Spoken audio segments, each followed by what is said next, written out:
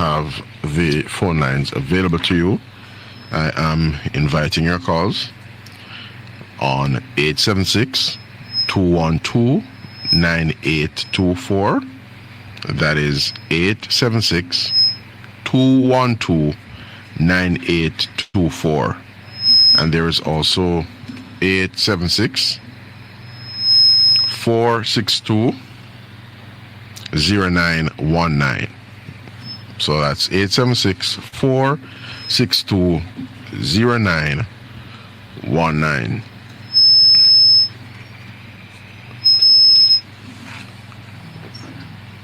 Well, we're trying to resolve that squeaking sound. Anyway, so before the break, Lewis and I were, Lewis was conveying some perspectives on this whole JPSCO issue. But one of the very vexing and egregious examples of the nonsensical JPSCO license to which we're all subjected as users of the services of the Light and Power Company, listeners, is that in the event of a disaster, there's this special fund, right? That as paying customers, we make part of our payments to the JPSCO apparently goes into this fund, like a disaster relief fund. And as the customers, we don't benefit from the fund. It is the Light and Power Company alone that benefits from this fund. So for example, in the event of an adverse weather event, for example, a major storm or a major hurricane like Beryl, if a utility pole of the JPSCO drop down upon your house, because you know that we have some houses, right, that are made of wood, they're board houses. So if a utility pole drop down upon your house, especially one of the concrete ones, God forbid, you know how that go. That may actually even be serious in terms of loss of life. But let us say you suffer damage to your house, or it drop down upon the car that is parked at your residence in your carport. Yeah? What will happen is that the JPSCO will get compensated for the downed utility pole. So the utility pole will get damaged and drop down and mash up. The JPSCO gets compensated for that. Whereas you, the homeowner, don't get compensated in at all for that. You will have to call on your insurance provider, whether for housing insurance or for your car insurance. And as we know, there are many people in Jamaica who don't have comprehensive insurance on their motor vehicles. It's third-party insurance upon it. And there are many residences that don't have insurance coverage. Worse yet, those persons who live in wooden structures. And you have concrete structures as well with zinc roofing. And the JPSCO pole can drop down and mash up your zinc roofing. And in circumstances where you have insurance, you have to call on the insurance to effect repairs. Or in circumstances where you don't have insurance, yeah, all this being God forbid, you will have to go and find the money out of pocket to fix back and sort out back your roof, while the JPS gets compensated for the losses they suffer. The question really is, what can go so? This is just a tidbit of the reminder of how destructive the PNP is and has been whenever they have held the reins of governance in this country. They are the people who are up and about the country presenting themselves as though they are the best thing since sliced bread and talking about time come. Talking about them are blood and fire comrades. I wonder if they're referring to Melissa Silvera's blood and the Eventide Home blood, or the Orange Lane fire blood, or the Green Bay massacre blood. And as we know, they are bamboo fire. So they are Green Bay, Eventide Home, and Orange Lane and Melissa Silvera blood comrades, and then Bamboo Fire comrades. About blood and fire. Very incompetent whenever they form government, but full of chat. And that is why it is very important for the PNP to be allowed to do what they do best. They are very effective in opposition and very horrible when they form government and serve as the person superintending the affairs of the country. So keep them where they are. Keep them in opposition and make sensible people. The people who are lowering crime. The people who are making it easier to access education and training opportunities by way of HEART and other initiatives. The people who are fixing the roads in terms of Spark, the REACH program and others, with Spark being a structured and a sustainable approach to road maintenance and construction going forward. The people who have slashed poverty in half, the people who have slashed the debt in half and are responsibly managing the affairs of the economy, the people who are addressing the vexing issue of red tape and bureaucracy in the country. Let us keep those people in office and keep the people who can only babble and talk, as we're seeing Philip Powell with his bare-faced self and dry-eye self doing, coming to enter a conversation about the JPSCO and the JPSCO license after what they subjected us to in terms of the JPS license. Jamaica cannot afford for Philip Powell to be at the table as energy minister 2 years from now when this business of the JPS license is to be renegotiated. How can that be? What can go so? What could ever go so? Darrell Vaz is a proven performer. It was Darrell Vaz who held the JPSCO's feet to the fire last year in the aftermath of Hurricane Beryl for them to restore power to communities that were without power, and it was dragging on for weeks and weeks, and Darrell Vaz had to rake the JPSCO over the coals and call them to order in relation to the more timely restoration of power to Jamaican businesses and households up and down the country. I choose Darrell Vaz. I prefer to have him as energy minister at the table and not Philip Powell. Let Philip Powell go and gamble elsewhere. Let him go and talk with EWI. Let Philip Powell go and talk with Cuban light bulb people. Let Philip Powell go and talk about NetServe and Solutra people. The many scandals that Philip Powell is associated with and has been associated over the years, let him go and discuss them scandal there with those people. Let Philip Powell go and talk with Trafigura, while we allow Darrell Vaz to talk with the people at the JPSCO and other sensible stakeholders. That is the negotiation Powell is to go and have. Let him go and negotiate with Trafigura. And him can bring Bobby Pickersgill with him too. And if they have time and can put PJ Patterson on the flight, they can put Patterson on the plane as well and go up to the Netherlands or wherever else and have discussions with Trafigura. We will continue to manage the affairs of Jamaica and do so in a sensible and responsible way. When it comes on to the question of which of the two gentlemen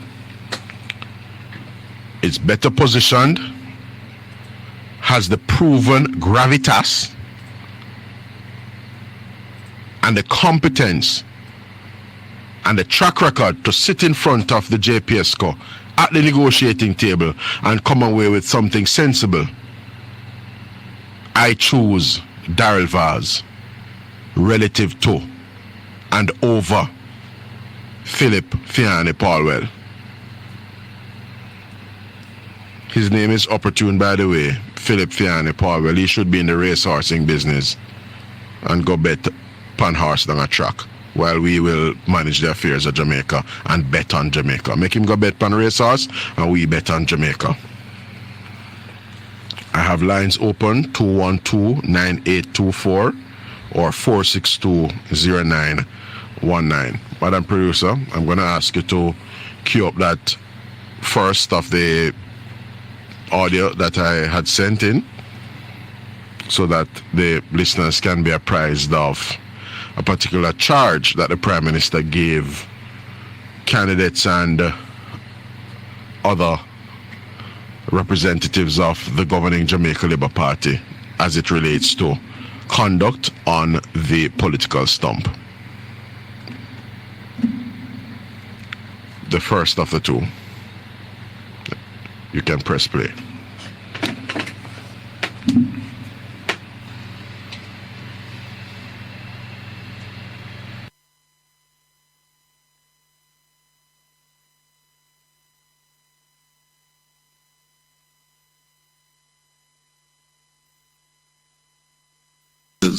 This is a virtual instruction manual.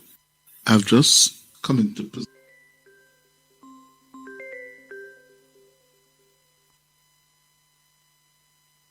possession of a letter that was sent to all prospective candidates and representatives of the governing Jamaica Labour Party by the Prime Minister and JLP leader.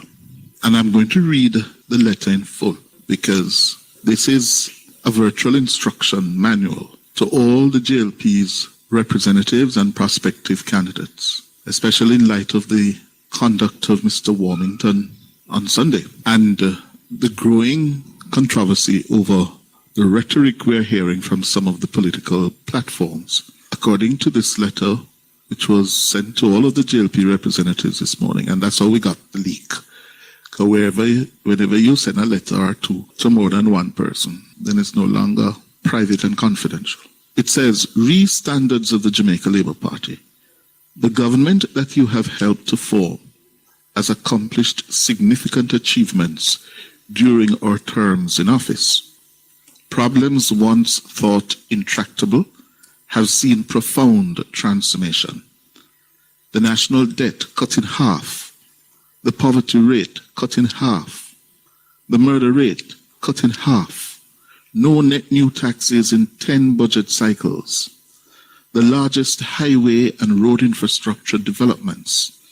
And the longest, the most comprehensive reclassification of public sector wage compensation in Jamaica's history, among many other transformational achievements documented in our achievements prospectus.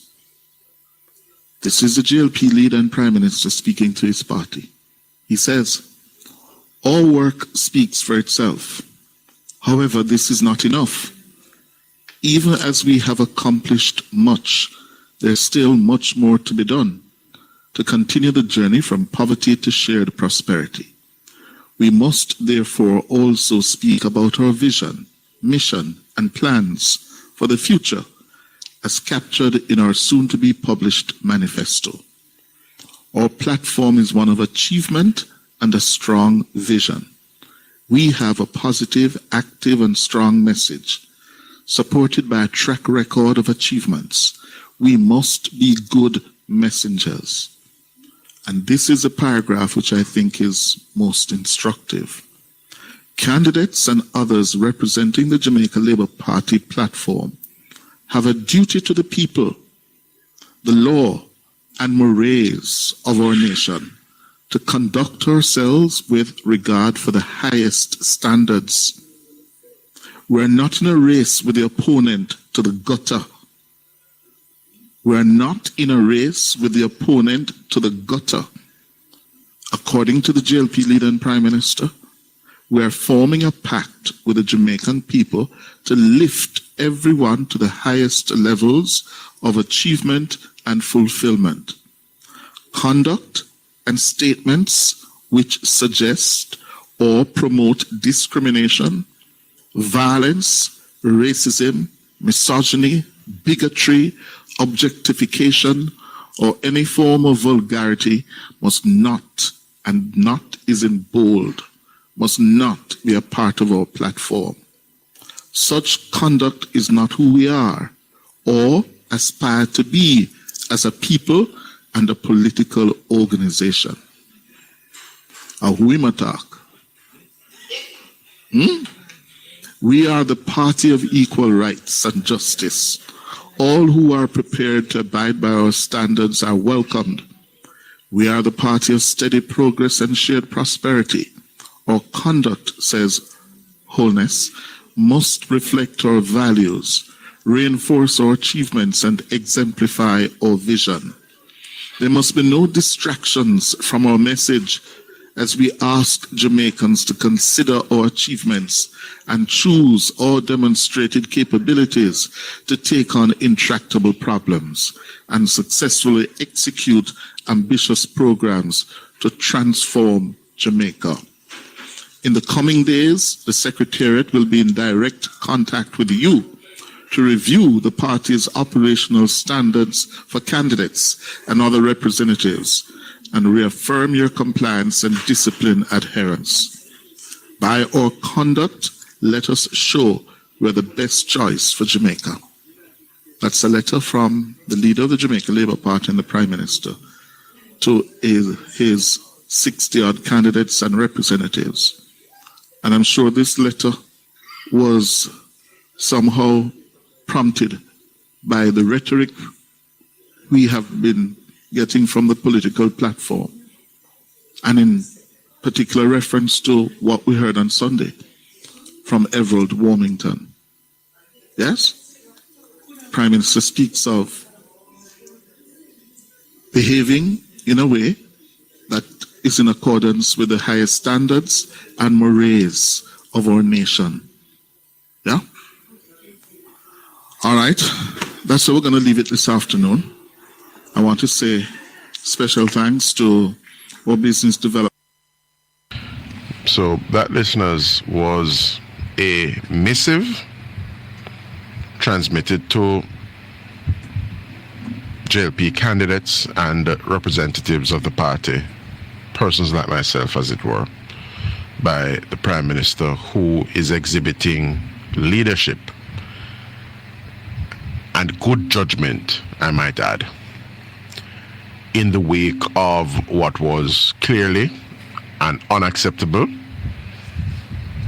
very unacceptable and inappropriate development emanating from the JLP platform this past Sunday. We saw what transpired on the PNP's political platform last September when they paraded certain elements, including persons who are in the business of flouting the law, like L.A. Lewis, as we saw him do on the toll road, mowing through the toll and so on. That's the kind of thing the PNP engages in. And indeed, in more recent days, we have seen and learnt of some developments on the political platform from the PNP side. But we are a set of people, we don't talk with water in our mouth. The use of profanity on the campaign, on the political stump, is unacceptable. Absolutely unacceptable. Warmington used the F word. At one point, he used the A word, a-hole. And at another point, he used the R word. Yeah? Absolutely unacceptable. And I'm pleased that as a communications task force, we took the bull by the horn. We didn't seek to equivocate. We didn't seek to dodge the media or hide. We dispatched a press release, and Warmington apologized.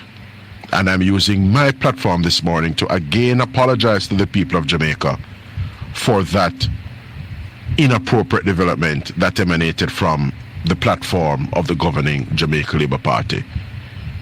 Curse words were used. That is unacceptable, inappropriate, and there are no two ways about it. We don't equivocate on matters like this. We exhibit leadership, and we are decisive people. We know what is right, we know what is wrong. Right is right, wrong is wrong. Right can never be wrong, and wrong can never be right. And I'm pleased that Everard Warmington, all things considered, saw it appropriate and deemed it fit to apologize forthwith, as he did on Monday, to the people of Jamaica. We go to the break and come back with more here on Straight Up. I made mention of a development arising from or emanating from the JLP platform. In recent weeks, we have seen some disturbing developments, very egregious, I would say, emanating from the PNP platform. That gaffe, that bit of buffoonery from Donna Scott Motley last Wednesday was just one of the more recent developments in that regard, where Donna Scott Motley basically alleged that the government was bringing Parliament to an end ahead of schedule in a bid to stave off the tabling of the annual report of the Integrity Commission, when in fact nothing ever goes so. So that is underscoring a point made by my colleague Senator Abka Fitzhenry in the Senate this past Friday, where he said, based on how they are operating, the things that emanate from the parliamentary opposition, the PNP, everything they spout off really now have to be questioned. Everything has to be questioned, rather. In recent weeks, speaking in Darliston, Westmoreland, Dayton Campbell said, when they go low, I go lower. So that is his mantra. So if Warmington cursed 10 bad words, what Dayton Campbell is indicating that he will perhaps curse 20. Because when his opponents, I suspect he was speaking of his opponents, he's saying if and when his opponents go low, he goes lower. That's the takeaway from Dayton Campbell there. Yes? If his opponents does 10, he will do 20. If they do 100, he will do 200. Because when they go low, Dayton Campbell goes lower. And then, 2 Sundays ago, we had Heather Miller Bennett, the PNP's aspirant, MP aspirant, over in Hanover Western, making an ass of herself, an absolute ass of herself, by indicating, yes, that those who switch, she was referring to the people who had recently crossed over to the JLP from the PNP. So the people who discontinued their support for the PNP and have seen the light and have sought to come over to the JLP, Ken Kalam and of course Craig Oates are among them.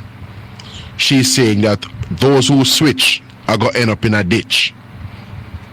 And then she went on in an emphatic show of buffoonery to indicate that she have her man them. Me have my man them, she blurted out. I don't know what that means, and I don't know who begrudges her and her man, them. Certainly not me. I'm not in the business of men, quite frankly. So I don't know who begrudges Heather Miller Bennett, who is telegraphing to us that she have her man them. That can only be interpreted, listeners, as a threat. It was an inappropriate utterance, and Mark Golding needs to rein in the despicable commentators and speakers on the PNP platform. And just when we thought it couldn't get any worse, a lady who I gather is a recently minted PhD holder. She earned a PhD, I gather, in recent weeks. An educator at the Black River High School. The lady who is vying to unseat the JLP's Floyd Green in St. Elizabeth Southwestern, Miranda Wellington, took to the political platform in Frome, Westmoreland this past Sunday and made a complete moron and joke of herself. I'm going to play for you, listeners, a news clip with the PNP's Miranda Wellington. She is Dr. Miranda Wellington, But if this utterance from her is anything to go by, she has lowered herself, in my view, in the admiration and esteem of right-thinking Jamaicans. This is an educator, a person to whom I suspect her students look up to. Press play, Madam Producer. Caretaker for Southwest St. Elizabeth, Dr. Miranda Wellington, is criticizing the incumbent MP, the JLP's Floyd Green, for his stewardship in the constituency. The constituency is part of the farming belt in the breadbasket parish of St. Elizabeth. Dr. Wellington, who is set to challenge Green at the next general election, says the MP, who's also the Minister of Agriculture, has been a failure. Farmers are out of work. Nobody can produce. You can't buy fertilizer. You can't buy seed. You can't buy water. So how you go farm? If I war, don't want make it stop. If somebody not dead for me. Comrades, tonight you have to understand the mission with an agriculture minister that understand agriculture. Not a little fenke man we are posed in a bar and dance. He understands agriculture and knows that we need an agriculture development fund. That fund will secure certain necessities to ensure that you can ease some of the burden off of the agricultural sector. Citing her own experiences with the lack of water, Dr. Wellington says she understands what the people of Southwest St. Elizabeth are facing daily. The hardest thing I've had to experience in my life is this morning I woke up, I had to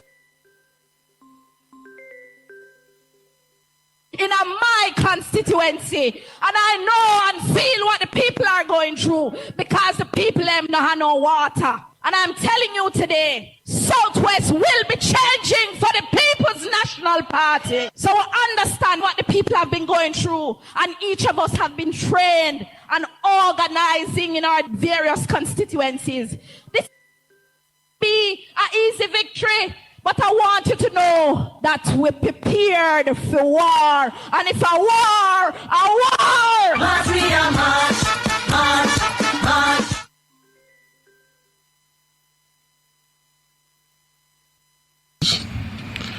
So we have some jokers marching.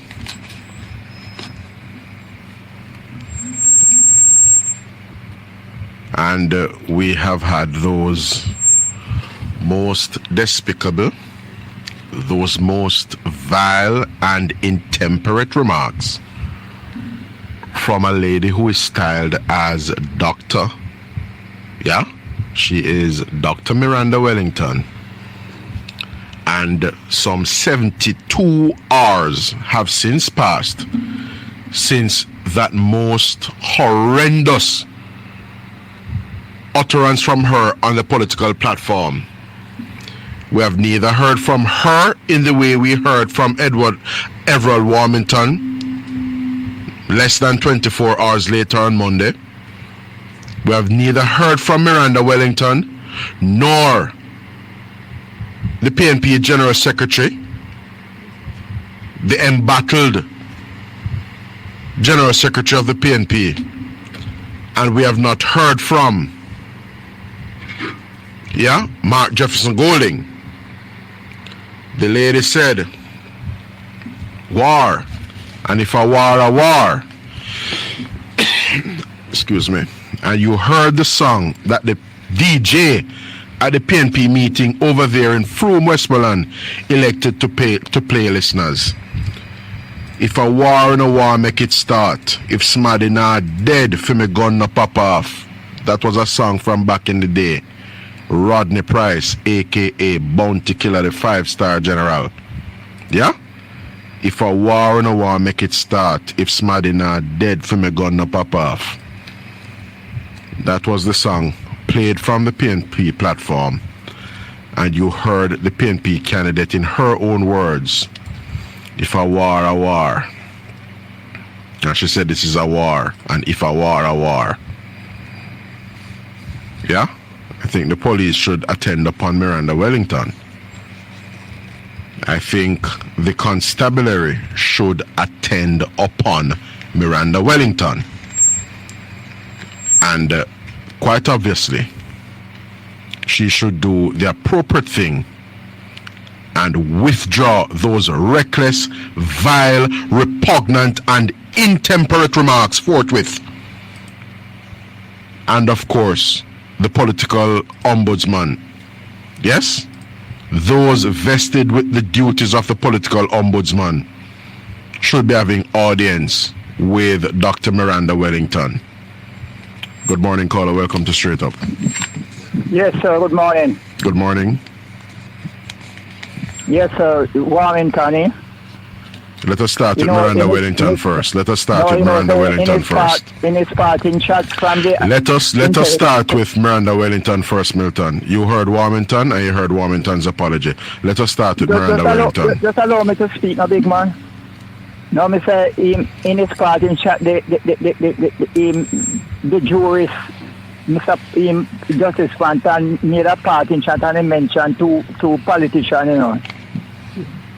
He mentioned the speaker and Warmington by name, to single them out.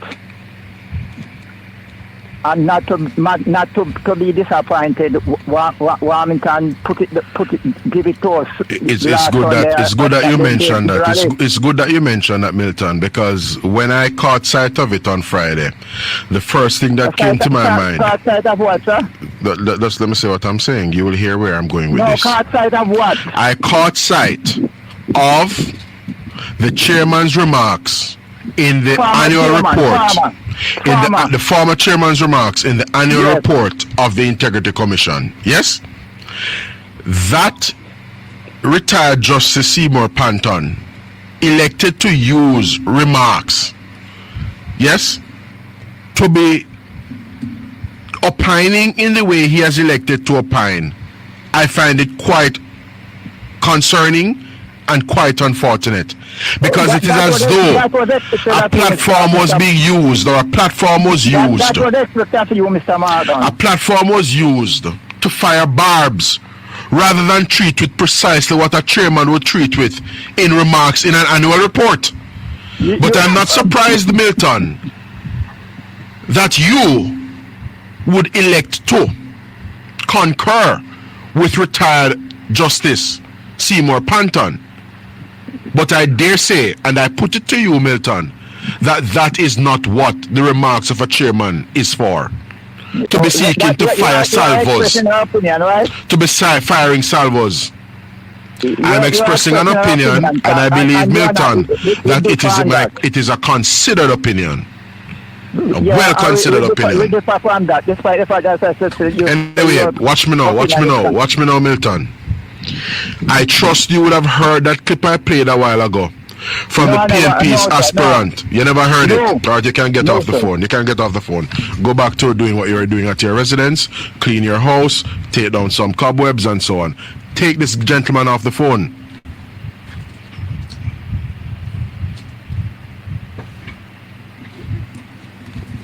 I'm going to try and find another clip with Miranda Wellington. The one that gets straight to the part where I wanted to get to. Is there any other caller? The persons who are seeking to make contact with them? With us, rather.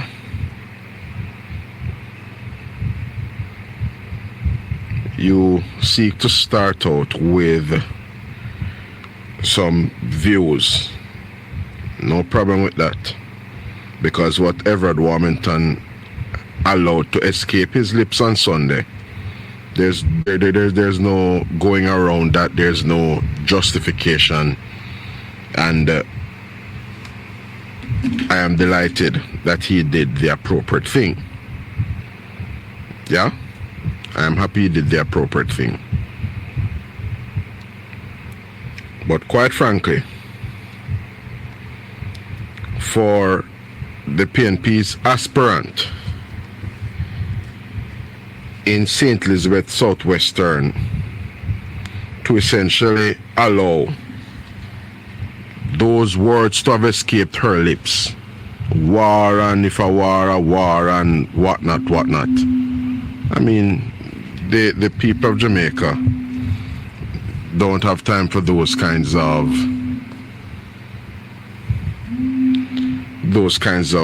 rhetoric, that kind of rhetoric and those sentiments. Because, as I said in a press release yesterday, the truth of the matter is that Jamaica has had a sordid past, a sordid history in relation to political violence and hostility. We have had that history, and we have, I would want to believe, turned our back on that kind of politics. The politics of violence and confrontation and intemperate remarks and lyrics. The kind of irresponsible utterance that we had from Miranda Wellington. We need to keep that thing in the distant past. Anyway, I take another call. Good morning, caller. Welcome to Straight Up. Yes, sir. Good morning. Good morning, ma'am. Yes, sir. I am not surprised of Miss Wellington. And why I'm not She's surprised Dr. is that Wellington, remember... ma'am. She's Dr. Wellington. So Dr. style her Wellington, appropriately. yes. Sir. That's why people like me not frightened for that.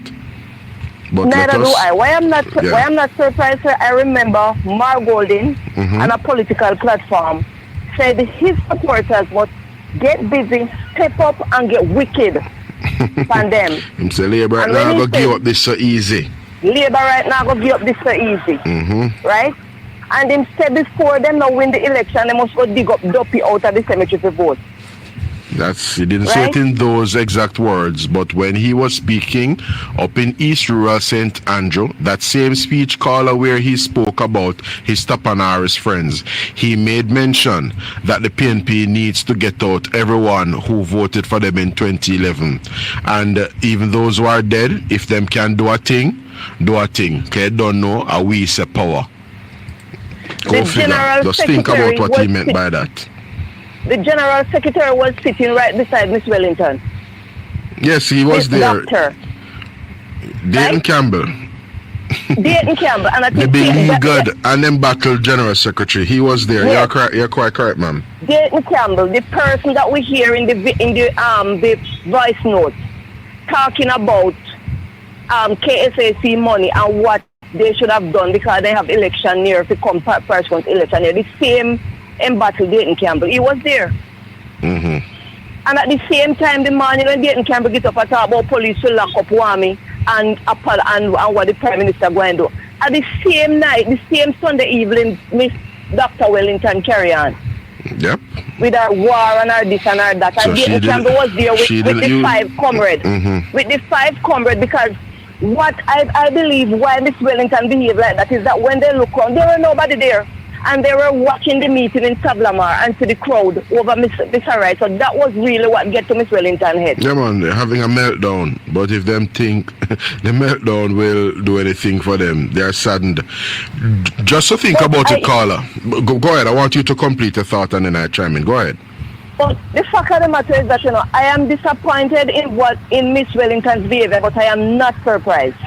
Them not shock me, them not frighten me, because I don't know, but what really me see is that they decide that they must get this election by any means. They forget it by any means. More or less, the Integrity Commission is a weapon all by themselves, trying to force on the Jamaican people who them believe is right to lead. Right? And that's where they start from. And the Integrity Commission could have put out 1 million letter on the Prime Minister and could have put out saying have 1 million bamboo. The Prime Minister should have at least 1,000 bamboo. Because if at 28 him have not do so much for the country. Suppose he will have 1,000. Then could have called. Yes, sir. I mean, when you consider, right? Yes. Last September, remember we're a few months away from last year September, some 9 or so months from last year September. The Don Anderson polls had the PNP 9 points ahead. Remember, I feel them something that Don Anderson's in? Yes. What is the latest in the Don Anderson polls? 3%. 3%. So for them own a smaddy, for them own a pollster, is indicating that trouble there. Remember now, the blue dot polls has the JLP 4 points ahead. And the PNP's preferred pollster, Don Anderson, has them at 3 points ahead, which is essentially within the margin of error. So what that means is that trouble there, especially when you consider the so-called 9% point that they enjoyed just September gone with the year. No, go ahead, man. When you hear Dan Anderson talk about 3%, you can imagine when Dan Anderson say PNP, the 3% ahead. Can you imagine? That is Dan Anderson's trick. Every election, Dan Anderson keep on give PNP as average until when he come right down near the election, he either put them dead heat or too close to call. Statistical dead heat, too close to call. Yes. That kind of narrative. That is Dan Anderson. So you're saying, caller, you know his MO? Yes, I know Dan Anderson MO. And if I want to go a little further. Yes, ma'am. I was told by one of market research pollster. There was no such thing about police ask, no question about no police, never asked. I was shocked to see it in Dan Anderson poll result. When Dan Anderson come up about confidence in the police and so on. No go so. That the question no poll, none at all. Well, the other question, the person who contacted you may not have administered an instrument with that question in it. We don't know if he had an allied poll, meaning a poll that was done simultaneously otherwise and had a different set of questions. We don't have the facts, so we can't necessarily speculate unduly. Mr. Morgan, yeah, man. Let me tell you this. I am putting it to you that even the pollsters look at me and tell me plain and say them themselves confused. The questions that they come out with and ask are pure, it's all about time come. And most of the questions, unless, as I said, I am calling from Northern Trelawney, and unless the question they were then put over there, every different parish then give different questions. Them ask you about the type of slogans, them if you like it. The questions were mostly pro-PNP, angling towards the PNP. All about so they're trying PNP. to canvass your views as to what you think about, you know, time come as a slogan. Yes. That is slick, okay. Right, and when me see them put in one part where they talk about where they talk about the ministers, them about Andrew and whatever. No go so you know what they tell you to do? Name 4 government ministers. I saw it too, caller, and I was very stunned by it. They asked persons, watch me caller, watch me a bit. They asked respondents to name 5 government ministers and name 5 opposition spokespersons. Thank you very much. And then, 5, you see 4 them ask me. well, the report on TVJ, make you only go by that. But if you say 4 them ask you, you are the respondent, not me, so I have to go by way. I have to defer to you, Auntie. They asked me to name 4 government ministers. I just name 4 people, and they use it as a popularity indicator. What can go so? And then tell me if you name 4 opposition member. I mean name them. Right? So what do you make of that question? What do you make of it? When they ask me, believe me, I don't even know what to make of it, because I was very surprised when Mr. Dan and Mr. Teki put in a ratings.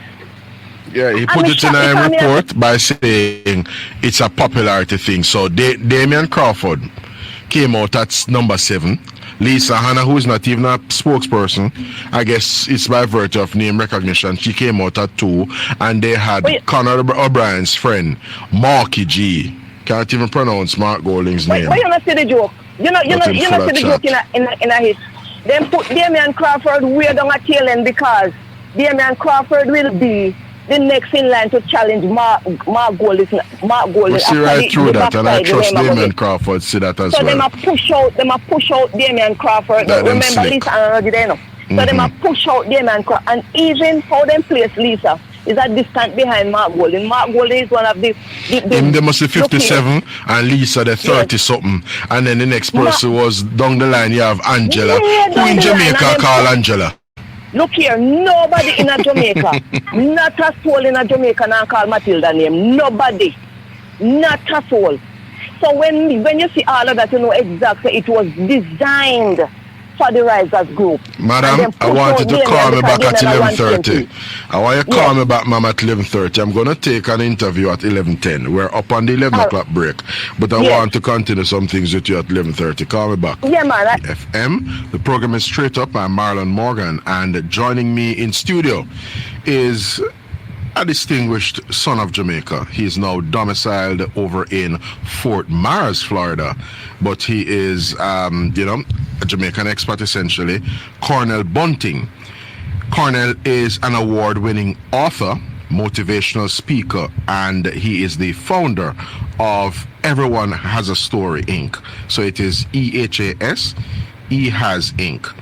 And Cornell is here with us in studio, quite frankly, and this, as his organization, is set to launch what is being dubbed the Youth Empowerment Series, yes, across group homes and childcare facilities, while expanding the impact of his successful Stories to Create program here in Jamaica. Greetings, Cornell. Yes, welcome sir. to the program, my brother. Yeah, man. Thank you for having me. It's good to have you with us. If we can just get your device, assist him, Madam Producer, with positioning his device in a way that would have his followers across socials. And you position it towards him some more so that Cornell is appropriately in the shot. So, I mean, talk to us about this initiative, Cornel, and then we get into some other aspects of what it is that you are embarked on. Yes. So yes is this. It's a child of Stories to Create, and so the Yes series entails of a few different outdoor activities where we get these different